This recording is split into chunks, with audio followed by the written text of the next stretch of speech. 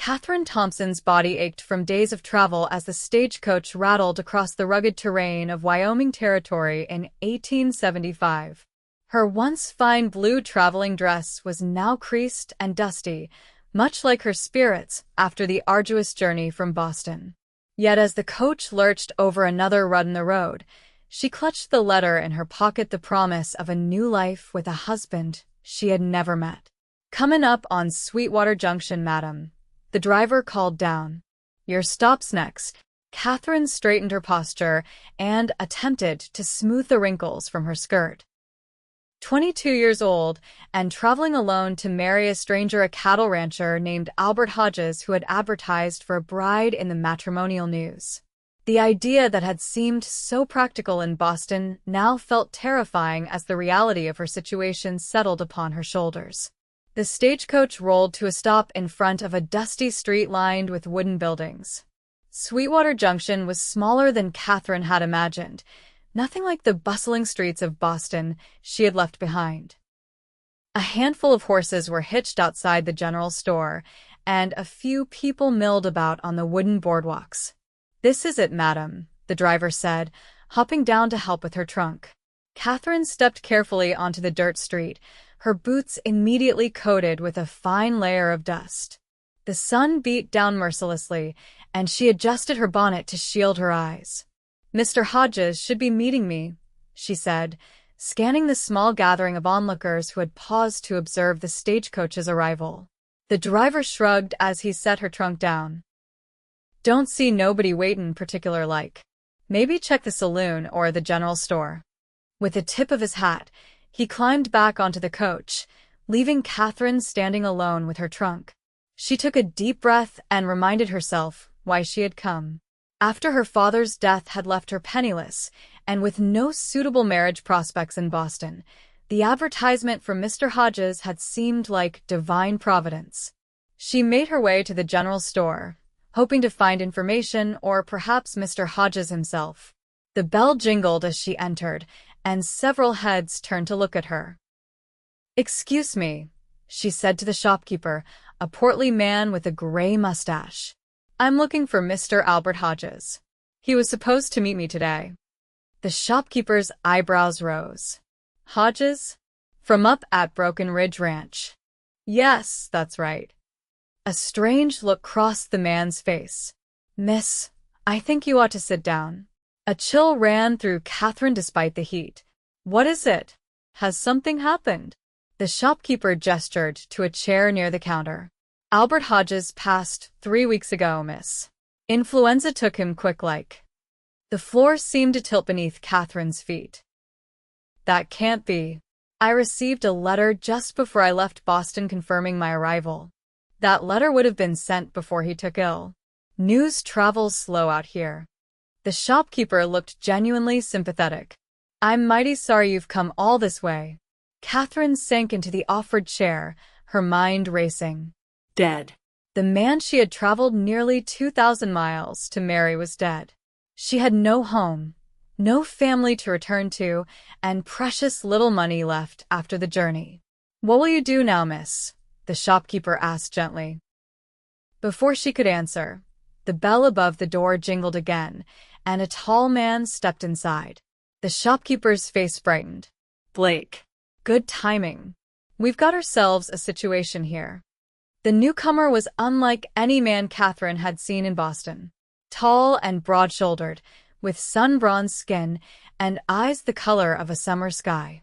He wore dusty work clothes, a weathered hat, and had a pistol holstered at his hip. His dark hair was slightly too long, and a few days' worth of stubble shadowed his jaw. "Mr. Thompson," the shopkeeper continued. "This here is Miss Katherine Thompson," she supplied, rising on unsteady legs to offer her hand. "Miss Thompson came on the stage today, expecting to meet Albert Hodges," the shopkeeper explained. She didn't know about his passing. Understanding dawned in Blake's eyes as they moved from Katherine to her trunk and back. "Mail order bride," he said simply. Katherine felt her cheeks flush. "Yes. We had been corresponding for several months." Blake removed his hat, revealing a shock of dark hair. My condolences, Miss Thompson. Albert was a good man. Thank you, mister. Just Blake is fine. Blake Foster. The shopkeeper cleared his throat. Miss Thompson was just trying to figure out what to do now. Blake studied her for a moment, his gaze direct but not unkind. Sweetwater doesn't have a proper hotel, just rooms above the saloon. Not suitable for a lady traveling alone. Katherine fought back the urge to cry. She hadn't expected kindness, and it threatened to break the composure she was desperately clinging to. Does the stagecoach return east soon? She asked. The shopkeeper shook his head. Not for another week, and even then, tickets ain't cheap. Blake leaned against the counter, thinking. Albert's sister, Mrs. Caldwell, runs a boarding house in town. I reckon she'd let you stay until you sort things out. That's very kind, but I'm afraid my funds are limited, Katherine admitted. Then you'd best speak with her about work. She's always needing help with the boarding house and her bakery. Katherine nodded gratefully. Work wasn't what she had come west for, but it would keep her from destitution while she considered her options. Blake straightened up. I was heading that way. I can take you there if you'd like. Thank you, Mr. Foster. That would be most appreciated. I'll bring your trunk around with my wagon. He settled his hat back on his head and nodded to the shopkeeper before stepping out. Left alone with the shopkeeper, Katherine took a steadying breath. How far is it to Mrs. Caldwell's boarding house? Just down the street a ways. Blake's a good man, miss. Known him since he was knee-high to a grasshopper. He's been foreman at the Doubleby Ranch for 5 years now. I'm grateful for his assistance, Katherine said formally, though her mind was whirling with the implications of her situation. She had come west to be a wife, not a servant in a boarding house. A few minutes later, the door opened again, and Blake motioned to her. Wagon's out front whenever you're ready, Miss Thompson. With a final nod to the shopkeeper, Katherine followed Blake outside.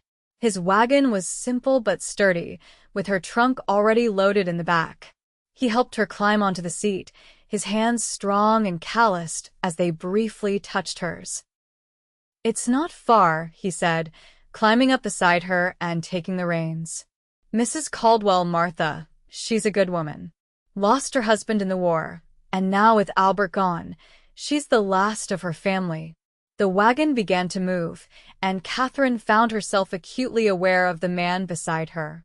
He seemed comfortable with silence, not feeling the need to fill it with idle chatter. How well did you know Mr. Hodges? She finally asked. Well enough. Our ranches bordered each other. He was a fair neighbor and an honest man. Blake glanced at her. I'm sorry for your loss, though I reckon it's a different kind of loss when you never met the man. It's more the loss of a future I had imagined, Katherine admitted. Mr. Hodges and I exchanged several letters. He seemed kind and straightforward. That he was. Blake guided the wagon down the main street. What brought a Boston lady to agree to marry a Wyoming rancher sight unseen? Katherine hesitated, and used to such direct questions from a stranger. My father passed last year. Our circumstances were reduced. I had few options in Boston. Blake nodded, accepting her answer, without judgment. Plenty of women come west for a fresh start. Nothing shameful in seeking a better life. They pulled up in front of a 2-story building with a neat sign reading Caldwell Boarding House and Bakery. The structure was plain but well-maintained, with curtains in the windows and a small garden to one side. Blake jumped down and came around to help Katherine descend. As her feet touched the ground, she felt a moment of panic. She was truly alone in this strange place, dependent on the kindness of strangers. It'll be all right, Miss Thompson, Blake said quietly, as if reading her thoughts. Martha's got a good heart. The door opened before they reached it, and a woman in her early 40s stepped out, wiping flour-covered hands on her apron. Her face showed signs of both hardship and laughter, with crow's feet around her eyes and streaks of gray in her light brown hair. Blake Foster, what brings you to town on a Tuesday? She called, then noticed Katherine. Her expression shifted to curiosity. Blake removed his hat again. "Martha, this is Miss Katherine Thompson." She arrived on today's stage expecting to meet Albert. Martha's hand flew to her mouth. "Oh, my stars. The bride Albert wrote about. I completely forgot with everything that happened." She hurried forward and took Catherine's hands in her floury ones. "My dear girl, I am so terribly sorry." Katherine found herself enveloped in a warm, if slightly dusty, embrace that smelled of yeast and cinnamon. The kindness broke through her reserve, and tears pricked at her eyes. Come inside," Martha urged, leading Katherine toward the door. "Blake, bring the young lady's trunk, would you? You'll stay for coffee." It wasn't a question, and Blake didn't treat it as one. He hoisted Catherine's trunk with ease and followed them into the boarding house. The interior was simple but comfortable, with a sitting room to the right and what appeared to be a small dining room to the left. The scent of baking bread permeated the air. "Sit down, dear. You must be exhausted," Martha said, guiding Katherine to a sofa. "I've got coffee brewing and fresh bread just out of the oven." As Martha bustled off to the kitchen, Katherine found herself alone with Blake again. He set her trunk down carefully and stood awkwardly, hat in hand. "Thank you for your assistance, Mr. Foster," Katherine said formally. "Just Blake, please." He shifted his weight. "I should be getting back to the ranch soon, but I wanted to make sure you were settled." "You've been very kind," he shrugged. "Just being neighborly." Martha returned carrying a tray with coffee and slices of fresh bread slathered with butter. "Here we are." Nothing like hot bread to restore the spirits. Katherine accepted a cup gratefully, realizing how long it had been since she'd had a proper meal. The bread was delicious, and the hot coffee revived her. "Now," Martha said, settling opposite Katherine, "we need to figure out what's to be done. I assume you've no wish to return east immediately." I'm not sure," Katherine admitted. "I have little to return to, but I came west to be a wife, not to impose on strangers." "Nonsense.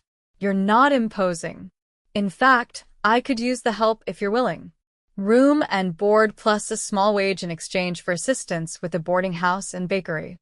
I don't have much experience with either, I'm afraid." Martha waved a hand dismissively. "You seem bright enough. You'll learn quickly." Blake cleared his throat. "There's also the matter of Albert's property. As a sister and only kin, Martha inherited the ranch, but she's planning to sell it." "I can't manage both the boarding house and a ranch," Martha explained. "And truth be told, I never cared much for ranch life." Katherine nodded, trying to absorb all this information while exhaustion tugged at her. "You look dead on your feet, dear," Martha said kindly. "Why don't I show you to a room? You can rest, and we'll talk more in the morning." "That sounds wonderful. Thank you." Blake stood. "I should be going. The ranch won't run itself." "Thank you again for your help," Katherine said, rising to her feet. "I'll be back in town on Saturday for supplies," he said. "I can check in then, see how you're settling." "That's very kind." He nodded to both women, settled his hat back on his head, and departed. Katherine watched him go, struck by an odd feeling of loss despite having just met the man. Martha showed her to a small but clean room on the second floor. "Rest as long as you need. When you're ready, come down, and we'll talk more." Left alone, Katherine sank onto the bed, the events of the day finally overwhelming her. She had come west with such hope, only to find her intended husband dead and her future uncertain. Yet amid the chaos, there had been kindness from Martha and from the quiet cowboy with the summer sky eyes. As exhaustion claimed her, Katherine's last thought was of Blake Foster's steady gaze and the strange comfort she had found in his presence.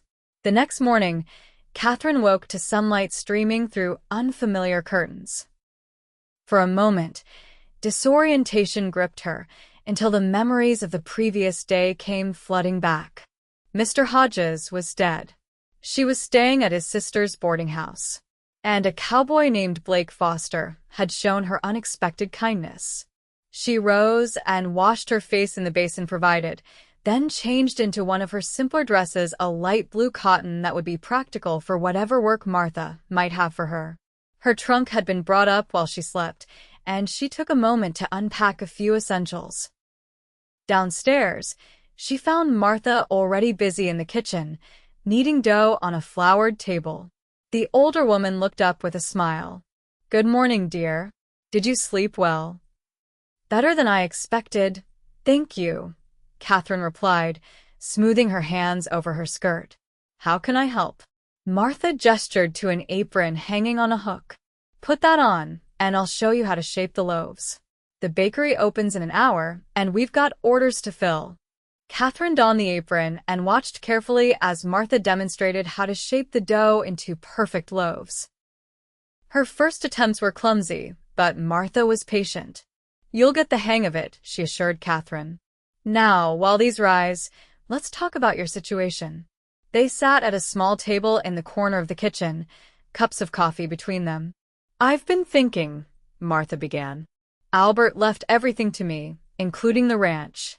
I've been planning to sell it, but the truth is, I've had no offers. Ranching is hard work, and not many have the money to buy outright." Katherine nodded, unsure where this was leading. "Albert wrote to me about you," Martha continued. "He was quite taken with your letters, said you had a sensible head and a kind heart. He was looking forward to making a home with you." A lump formed in Katherine's throat. "I wish I could have met him." "So do I, dear. But here's what I'm thinking. Albert meant for that ranch to be your home. He'd want you to have a chance at the life he promised you." Martha leaned forward. "I'm proposing to lease the ranch to you, at a nominal fee, for 6 months. That would give you time to decide if you want to stay in Wyoming." Katherine stared at her in shock. "But I know nothing about running a ranch." "No, and I wouldn't expect you to run it alone.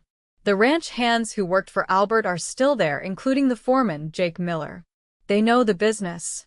What the place needs is someone to manage the household." "I don't understand. Why would you do this for me?" Martha's eyes softened. "Because Albert chose you, and that means something to me. And because I was once a young woman far from home, trying to make my way. Sometimes all we need is a chance." Katherine was speechless. The offer was generous beyond anything she could have expected. "You don't need to decide right away," Martha continued. "Work with me for a few weeks. Get to know Sweetwater. Then make your choice." "Thank you," Katherine managed. "I don't know what to say." "Say you'll think about it. Now, those loaves need shaping, and the first customers will be arriving soon." The morning passed in a blur of activity. Katherine learned to operate the large oven, to slice bread at just the right thickness, and to wrap purchases in brown paper. By midday, her back ached and her hands were sore, but she felt a sense of accomplishment she hadn't experienced before. The afternoon brought a lull in business, and Martha sent her to deliver bread to several households around town. It was a good opportunity to learn the layout of Sweetwater Junction and to meet some of its inhabitants. Everyone was curious about the newcomer, and Katherine found herself explaining her situation repeatedly. By the time she returned to the boarding house, she had a better sense of the community. Sweetwater was small but growing, with the cattle industry bringing prosperity to the area. Several of the women had invited her to Sunday services, and the schoolteacher had mentioned they were always looking for assistance. She was returning from her final delivery when she spotted a familiar figure emerging from the general store. Blake Foster was loading supplies into his wagon, his movements efficient and purposeful. He looked up as she approached, and something in his expression shifted. "Miss Thompson," he greeted her, tipping his hat. "Settling in all right?" "Yes, thank you." "Martha has been very kind." Katherine indicated the empty basket on her arm. "I've been delivering bread. Getting to know the town, then." He finished securing a sack of flour. "What do you think of Sweetwater so far?" "It's different from Boston," she admitted. "Smaller, less formal. But the people seem friendly." "Most are," he agreed. Small towns have long memories, though. Folks will remember if you're kind or if you're not. Martha made me an unusual offer this morning, Katherine found herself saying. She's proposed leasing me Mr. Hodges' ranch for 6 months. Blake's eyebrows rose in surprise. That is unusual. Martha's been trying to sell that place since Albert passed. I know nothing about ranching, Katherine confessed. It seems foolish to even consider it. Blake leaned against his wagon, studying her. Ranch wife is different from rancher. Albert had good men working for him. Jake Miller knows cattle as well as anyone in the territory. That's what Martha said. Katherine shifted her basket to her other arm. She suggested I work with her for a few weeks before deciding. Sound advice. Blake seemed to hesitate, then added, If you're curious about the ranch, I could take you out there sometime. Show you what you'd be getting into. The offer surprised her. That's very kind, Mr. Blake. I'd appreciate that. I'm heading back to the Double B now, but I could come by on Saturday morning if that suits. Saturday would be fine. Thank you. A silence fell between them, not uncomfortable, but charged with something Katherine couldn't quite name. Blake's blue eyes held hers for a moment longer than necessary before he broke the contact. Best be getting back, he said, straightening. Ranch won't run itself. Of course. Thank you again for the offer. He nodded, climbed onto his wagon, and with a final tip of his hat, drove off. Katherine watched him go, puzzled by her reaction to this quiet cowboy. There was something about Blake Foster that intrigued her, a steadiness, a quiet strength that was different from the polished manners of Boston gentlemen. She returned to the boarding house to find Martha preparing dinner for her boarders. Currently, only 3 rooms were occupied, a traveling salesman, an elderly widow, and now Katherine. There you are, Martha greeted her. Just in time to help with supper. As they worked together in the kitchen, Katherine mentioned her encounter with Blake and his offer to show her the ranch. That's unusually sociable for Blake, Martha remarked, eyebrows raised. He keeps to himself mostly, especially since he came back from the war. He fought in the war? Katherine asked, surprised. Union cavalry. Doesn't talk about it much, but I know it left its mark. He worked for various ranches after, then settled here about 6 years ago. Henry Blackwell, who owns the Double B, made him foreman within a year. Martha smiled knowingly. He's well respected around these parts, and not hard on the eyes either. Katherine felt her cheeks warm. I hadn't noticed. Of course not, dear, Martha said with a laugh. Now, take these biscuits out to the table. Mrs. Finch is particular about being fed on time. The days fell into a pattern.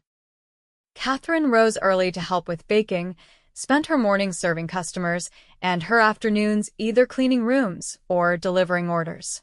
The work was hard but satisfying, and she discovered muscles she hadn't known she possessed. In the evenings, she wrote letters to her former neighbor in Boston, to the agency that had arranged her correspondence with Mr. Hodges, and finally, a long letter to her late father that she knew would never be sent but needed to be written. By Saturday, she had begun to feel less like a visitor and more like a resident of Sweetwater Junction. She knew the names of most of the townspeople, understood which customers preferred which types of bread, and had even begun experimenting with some of Martha's recipes. She was up earlier than usual that morning, taking extra care with her appearance. She chose a practical but flattering dress of forest green, pinned her honey-brown hair up neatly, and even added a touch of rose water, a luxury she rarely indulged in. "My, don't you look nice?" Martha commented when Katherine came downstairs. "Special occasion?" "Blake is taking me to see the ranch today," Katherine reminded her, trying to sound casual. "Ah, yes. Well, you'd best eat something before you go. It's a fair ride out there." They had just finished breakfast when the sound of a wagon outside announced Blake's arrival. Katherine's heart beat a little faster as she went to the door. Blake stood on the porch, hat in hand. He had clearly made an effort with his appearance as well. His clothes, while still practical for ranch work, were newer and cleaner than what he'd worn previously. He'd trimmed his stubble, and his dark hair was neatly combed. "Morning, Miss Thompson," he greeted her. "Ready to see the Broken Ridge Ranch?" "Yes, thank you." She turned to Martha, who had followed her to the door. "We'll be back by dinner?" "Take your time," Martha said with a knowing smile. "I can manage." Blake helped Katherine into the wagon, his touch brief, but warm through the fabric of her dress. As they set off, she found herself aware of his presence beside her in a way that was both unsettling and exhilarating. "It's about 5 miles to the ranch," Blake explained as they left the town behind. "Good land, well watered. Albert built it up from almost nothing." "How large is it?" Katherine asked. "About 3,000 acres, though not all is grazed. He ran around 400 head of cattle, mostly Herefords. A good-sized operation for one man, but not as big as the Double B." The landscape opened up around them, vast and beautiful in a way that was completely different from the crowded streets of Boston. Rolling hills stretched to distant mountains, the grass rippling in the breeze like waves on the ocean. "It's beautiful," Katherine breathed. "So open." Blake glanced at her, a hint of a smile playing around his lips. "That's what I thought when I first came west. Never gets old, that feeling of space." "Have you always been a rancher?" "No, madam. Grew up in Pennsylvania. My father was a blacksmith. I learned the trade from him before the war." His voice took on a distant quality. "After, I couldn't settle back into that life. Needed the open spaces." Katherine nodded, understanding more than she could express. Sometimes the past became too confining, and only a fresh start would do. "There it is," Blake said after they'd been traveling for about an hour. Broken Ridge Ranch. A modest but well-built ranch house came into view, situated on a slight rise with several outbuildings clustered nearby. A barn, a bunkhouse, and what looked like a smithy stood at varying distances from the main house. Beyond, cattle grazed on the rolling grassland. "It's lovely," Katherine said, genuinely impressed. The house was larger than she had expected, with a covered porch running along the front and windows that would catch both morning and afternoon light. As they approached, a man emerged from the barn. Middle-aged with graying hair and a weathered face, he raised a hand in greeting. "That's Jake Miller, the foreman," Blake explained. "Good man. Worked for Albert for nearly 10 years. They pulled up in front of the house, and Jake strode over to meet them. "Miss Thompson," he said, removing his hat. "Jake Miller. Mr. Hodges spoke highly of you. Real sorry about what happened." "Thank you, Mr. Miller. I appreciate you continuing to look after the ranch." "Just doing my job, madam. Mrs. Caldwell asked me to stay on until arrangements were made." He nodded to Blake. "Foster. Good to see you." "Likewise. How's that new bull working out?" "Settling in fine. Want to show the lady around?" Blake looked to Katherine. "Would you like to see the house first, or the ranch operations?" "The house, I think," she decided. Something about seeing where Albert Hodges had lived, where she would have lived as his wife, felt important. Jake produced a key. "I'll get back to the herd. Take your time." As Jake departed, Blake escorted Katherine to the house. The porch steps creaked slightly under their weight, and Blake unlocked the door, stepping back to allow her to enter first. The interior was surprisingly spacious, with a large main room that served as both sitting room and dining area. A stone fireplace dominated one wall, and windows let in ample light. The furniture was simple but solid: a table with 6 chairs, a sofa, 2 armchairs, and bookshelves built into the walls. "Kitchen's through there," Blake indicated a doorway. 2 bedrooms in the back. Albert added the second one last year, I reckon in preparation for marriage. Katherine moved through the house slowly, trailing her fingers along surfaces, trying to imagine living there. The kitchen was well equipped with a good stove and ample storage. The main bedroom was spacious, with a large bed and a chest of drawers. The second bedroom was smaller, but had a beautiful view of the hills. "It's a fine house," she said finally. "Larger than I expected." "Albert built it with family in mind," Blake said quietly. He was a forward-thinking man.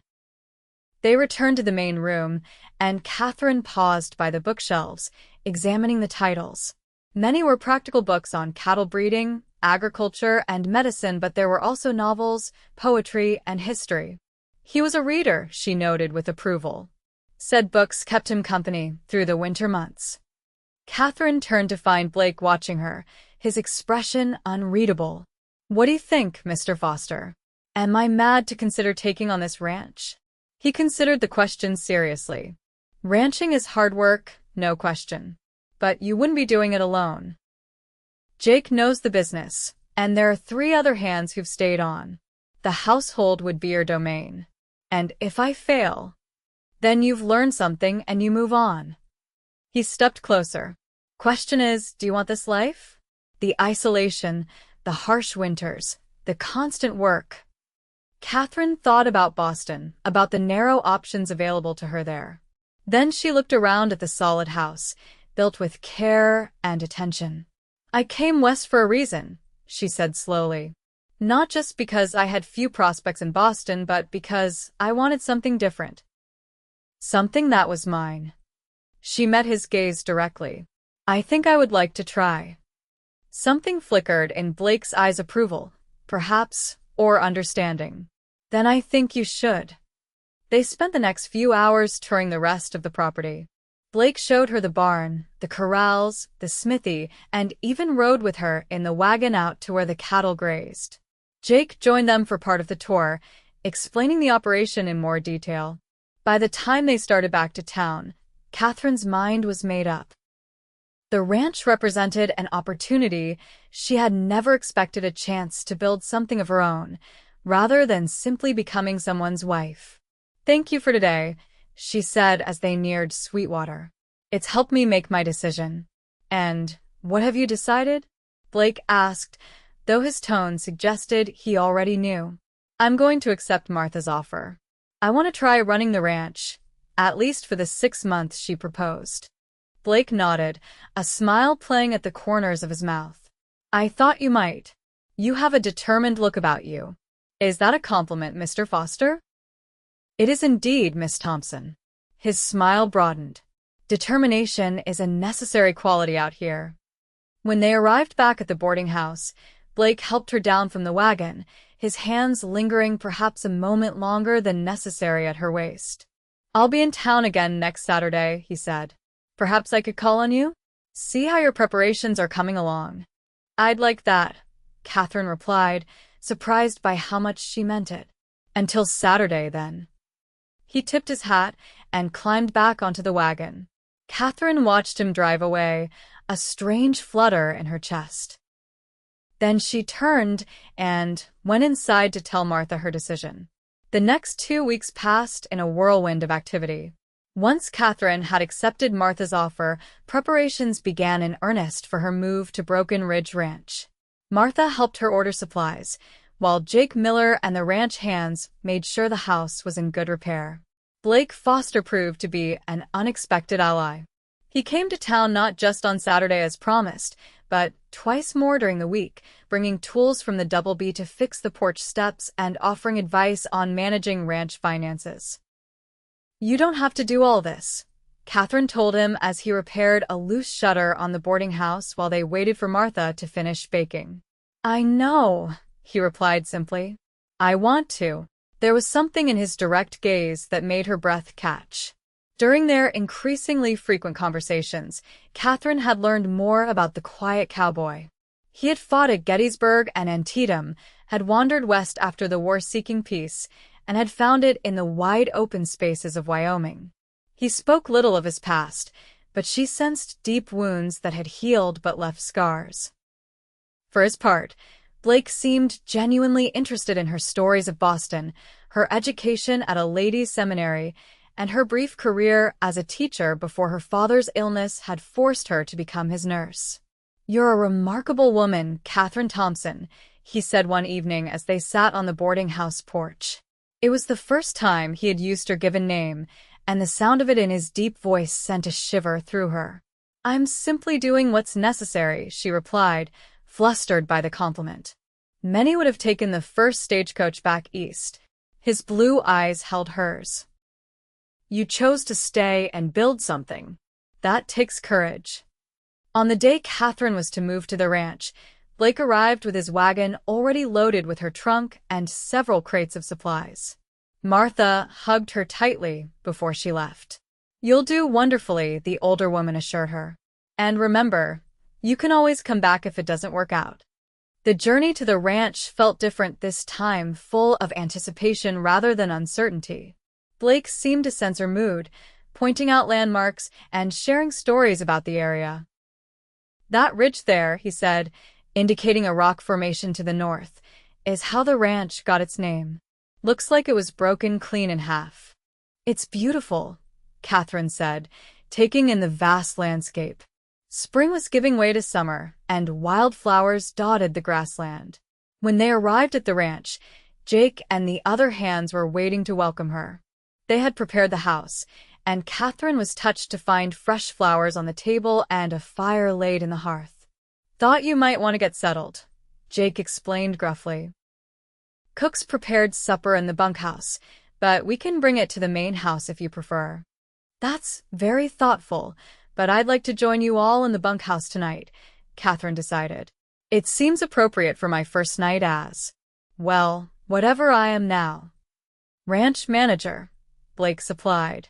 "At least until you decide otherwise." The evening in the bunkhouse was an education.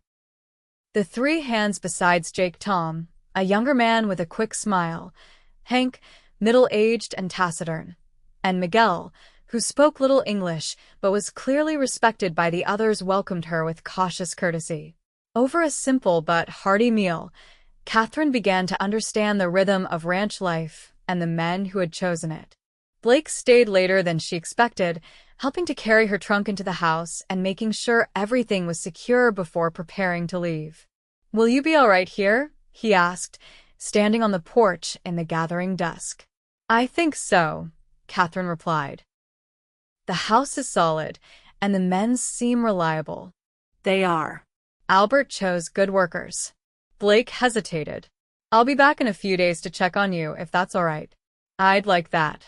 She surprised herself by reaching out to touch his arm lightly. "Thank you, Blake, for everything." He covered her hand with his own for a brief moment. "Good night, Katherine." As she watched him ride away, Katherine felt a curious mixture of excitement and trepidation.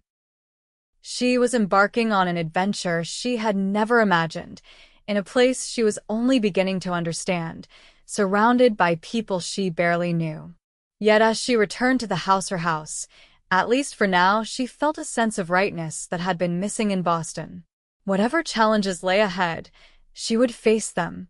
The first month at Broken Ridge Ranch brought challenges Katherine could never have anticipated. Despite Jake's patient guidance, there was so much to learn about running a cattle operation. She quickly discovered that while the men handled the livestock, 100 other tasks fell to her: maintaining accounts, ordering supplies, planning meals, and keeping the house functioning as the center of ranch operations. Her days began before dawn and often ended well after sunset. There were moments of frustration when she wondered if she had made a terrible mistake, but they were balanced by small triumphs: successfully negotiating with a feed supplier, baking bread in the ranch's temperamental oven, or earning a rare compliment from the taciturn Hank. Blake Foster became a regular visitor.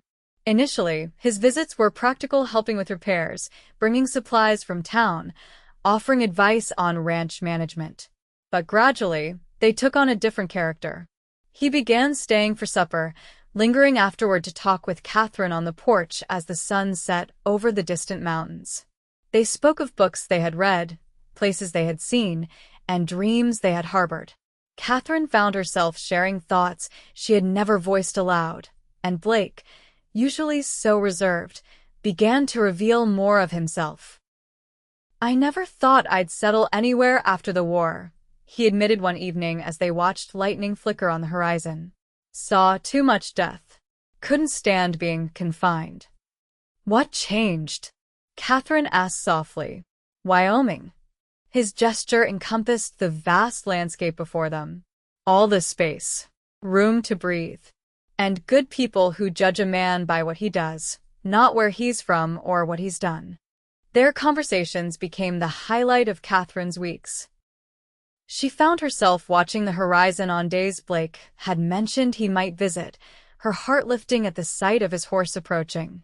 June turned to July, bringing intense heat and the constant threat of prairie fires. Katherine learned to watch the sky for signs of storms, to conserve water during dry spells, and to prepare for the sudden downpours that could turn dry creek beds into raging torrents. One such storm caught Blake at the ranch. The sky had darkened ominously during supper, and by the time they finished, rain was falling in sheets. "You can't ride back in this," Katherine said firmly. "The creeks will be rising." Blake hesitated. "It wouldn't be proper me staying here." "Propriety seems less important than safety," she countered. "Albert's study has a daybed. You can sleep there." The storm intensified as the evening progressed, lightning splitting the sky and thunder shaking the house. Katherine found herself grateful for Blake's presence as they sat in the main room, lamps lit against the darkness, listening to the rain lash against the windows. "I've never seen such a storm," she admitted. "They can be fierce out here," Blake agreed. "But necessary. The land needs the water." A particularly loud crack of thunder made Katherine jump, and Blake instinctively reached for her hand. His touch was warm and reassuring, his calloused fingers gentle around hers. "Sorry," she said, embarrassed by her reaction. "No need to apologize." His voice was soft in the lamplight. "We all have things that unsettle us." Their eyes met, and Katherine felt something shift between them. Blake's gaze dropped to their joined hands, then back to her face. For a moment, she thought he might lean forward, might close the distance between them. Instead, he released her hand slowly. "It's getting late. We should both get some rest." The next morning dawned clear and brilliant, the storm having moved on during the night. Katherine rose early to find Blake already awake, talking with Jake about a section of fencing that had been damaged in the storm. "I'll ride out with you," Blake was saying. "4 hands will make quicker work of it." He turned as Katherine entered the kitchen, and something in his expression made her heart beat faster. "Good morning," he said softly. "Sleep well?" "Well enough," she replied. "The storm kept me awake for a while." "Us too," Jake said, seemingly oblivious to the current of tension between them. "We're heading out to fix some fence lines. Probably be gone most of the day." "I'll pack some food for you," Katherine offered, grateful for the practical task. As July melted into August, Katherine settled more confidently into her role at the ranch. The ledgers began to make sense, and she found satisfaction in keeping the operation running smoothly. The hands had accepted her presence, and even Hank occasionally offered a gruff word of approval. Her relationship with Blake continued to deepen, though neither of them put words to the feelings growing between them. He visited at least twice a week now, sometimes bringing small gifts, a book he thought she might enjoy, seeds for her garden, or once, a beautiful blue ribbon that matched her eyes. Martha came to visit one Sunday, bringing fresh pastries and town gossip. After dinner, as the two women sat on the porch, Martha broached the subject Katherine had been avoiding. "So, you and Blake Foster," the older woman said with a knowing smile. "That's developing into something, isn't it?" Katherine felt her cheeks warm. "We're friends. He's been very helpful with the ranch." "And I suppose that's why he's been turning down social invitations in town to ride out here so often." Martha's eyes twinkled. "Dear girl, I've seen the way he looks at you when he thinks no one's watching." "How does he look at me?" Katherine couldn't help asking. "Like a man who's found something he thought was lost forever." Martha patted her hand. "Blake's been alone a long time. The war took something from him, not just years, but faith in people and connections. He built walls. He's still very private, Katherine acknowledged. Yes, but those walls are coming down bit by bit. I've known Blake for 5 years, and I've never seen him as at ease as he is with you. Katherine thought about Blake's visits, the conversations that stretched into the night, the way his reserve gradually melted away in her presence. I care for him, she admitted quietly. More than I expected to. And does that frighten you? A little, Katherine confessed. I came west to marry Albert Hodges, a man I knew only through letters. Now I find myself drawn to a man I'm coming to know in person, and it's overwhelming at times. Life rarely follows the paths we lay out, Martha said wisely. Sometimes the detours lead us exactly where we need to be. After Martha's visit, Katherine found herself more aware of her feelings for Blake and more attuned to the subtle signs of his regard. The way his eyes sought hers across a room, the brush of his hand against hers when they walked, the softening of his voice when he spoke her name. August brought the beginning of preparations for winter. Hay needed to be cut and stored, buildings repaired, and supplies laid in before the first snows. Katherine threw herself into these tasks, determined to prove to herself as much as to others that she could manage the ranch successfully. Blake continued to be a steadfast presence, offering advice and assistance without ever undermining her authority. One evening, after a long day of inventory taking, they sat on the porch watching the sunset paint the sky in brilliant oranges and pinks. "You've done well here," Blake said, breaking a comfortable silence. "Better than anyone expected." "Including you?" Katherine asked with a smile. "I had faith in you from the start," he replied seriously. "You have a strength that has nothing to do with physical power." "I've had to find that strength," she admitted. "There have been moments when I wanted to give up. But you didn't." No. She looked out at the land that had become so dear to her in such a short time. "I've come to love this place. The vastness of it, the challenges, even the isolation. It feels like home." Blake's hand found hers in the gathering dusk. "I'm glad." They sat there, hands joined, as the first stars appeared in the darkening sky. Neither spoke, but Katherine felt the weight of unspoken words between them. Finally, Blake cleared his throat. "I should head back. Early start tomorrow." "Yes, of course." Katherine rose with him, reluctant to end the evening. At the steps, Blake turned to her, his expression unreadable in the dim light. "Katherine, he stopped, seemed to struggle with himself, then simply said, 'Good night.'" Before she could respond, he had mounted his horse and ridden away, leaving Katherine standing on the porch with her heart pounding and questions swirling in her mind. The following week brought a new challenge. A letter arrived from Boston from Thomas Wentworth, a lawyer who had been a friend of her father's. He wrote that a distant cousin had died, leaving Katherine a small inheritance. Not a fortune, but enough to allow her to return east and establish herself comfortably. The news threw Katherine into turmoil. 3 months ago, such an opportunity would have seemed like salvation. Now, it represented a choice she had never expected to face: return to the familiar world of Boston, or remain in this wild land that had somehow become home. She didn't mention the letter to anyone, needing time to sort through her feelings. But Blake, arriving for his usual visit, immediately sensed something was wrong. "What is it?" he asked as they walked toward the creek that bordered the property. "You seem troubled." Katherine hesitated, then handed him the letter. He read it silently, his expression giving nothing away. "This is good news, isn't it?" he said finally, returning the letter. "Financial security, a chance to return to civilization." "Is that what you think I want?" she asked, searching his face. "I think you deserve to have options." His voice was carefully neutral. "The life you've built here, it's remarkable, but it's hard. Boston would offer comforts, society, ease. And what would I lose by returning?" Blake looked away, toward the distant mountains. Only you can answer that. No, Katherine said firmly. I'm asking you, Blake. What would I lose? He turned back to her, and the raw emotion in his eyes took her breath away. This land, this life you've created, the respect you've earned.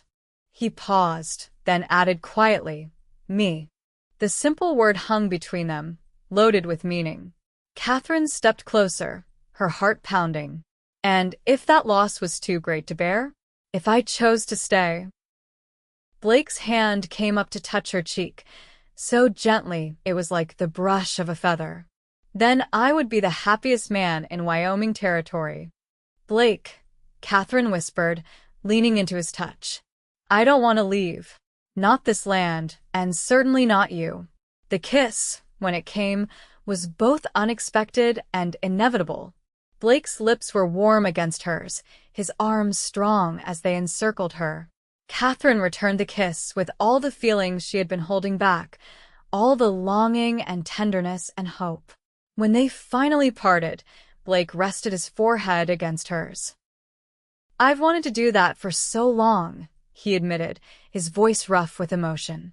Why didn't you? You came here to marry another man. I didn't want to presume, to take advantage of your situation. His hands framed her face. I wanted to give you time to find your footing, to make your own choices. And now? Katherine asked, her hands resting on his chest, feeling the strong beat of his heart. Now I'm asking you to make another choice. Blake took a deep breath. I love you, Katherine Thompson. I think I have since that first day when you stood in the general store, facing disaster with such courage. Tears sprang to Katherine's eyes. I love you too. I didn't expect it, didn't come west looking for it, but somehow, in this wild place, I found you. Their second kiss was deeper, a promise exchanged without words. When they returned to the ranch house, hand in hand, Jake took one look at them and grinned knowingly before making himself scarce. That evening, sitting before the fire, they talked of the future. Katherine's lease on the ranch would end in less than 3 months, and decisions would need to be made. Martha still wants to sell, Katherine said. But even with my inheritance, I couldn't afford to buy it outright. What if we combined resources? Blake suggested. I've been saving to buy my own place for years. Together, we might manage it. Together, Katherine repeated, liking the sound of it. As partners? Or? Blake took her hand, his expression serious. As husband and wife, if you'll have me. Are you proposing Blake Foster? Katherine asked, her heart soaring. Not very eloquently, he admitted with a rueful smile. But yes. I love you, Katherine. I want to build a life with you, here on this land that's become home to both of us. Then yes, she said simply. Yes, I will marry you. The news of their engagement spread quickly through Sweetwater Junction. Martha was delighted, claiming she had seen it coming from the first day. The ranch hands offered gruff congratulations, though Jake admitted later that they had been placing bets on when Blake would finally speak up. They were married on a crisp October day, with the aspen trees glowing gold against the blue sky. The ceremony took place on the porch of what would now be their home, with Martha, Jake and the hands, and half the town in attendance. Katherine wore a new dress of deep blue, with Blake's ribbon in her hair. Blake, looking uncomfortable but handsome in a new suit, couldn't take his eyes off her. Judge Wilson, who rode circuit through the territory, performed the ceremony. His words were simple but heartfelt, speaking of the commitment they were making not just to each other but to the land and community they had chosen. When Blake kissed her as his wife for the first time, Katherine felt a sense of rightness that transcended all the uncertainty and hardship of the past months. She had come west as a mail-order bride to a man she had never met. Instead, she had found a home, a purpose, and a love she had never expected. The celebration afterward was joyous, with food and music and dancing that lasted well into the night.